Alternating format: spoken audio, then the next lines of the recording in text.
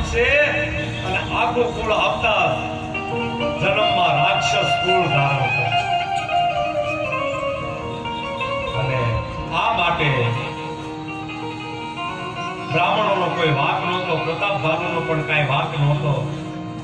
અને આ પ્રતાપ ભાનુથી આ કાર્ય થઈ ગયું. પણ પ્રતાપ ભાનુ શું કરે? બ્રાહ્મણો અમને માફ કરો. બ્રાહ્મણો કે અમારા મુખમાંથી એકવાર સાપ નીકળ્યા પછી પાછો આવતો નથી. પણ આ એક ફેરફાર કરીએ. તારું રાક્ષસ કુળમાં જન્મ થાય છે, તું રાવણ બનીશ. જય હો. પણ એટલો વૈભવશાળી રાવણ બનીશ, એટલો બળવાન બનીશ કે તને મારવા પ્રભુને તારા ગામના પાદરમાં આવવું પડશે. જય હો, જય હો.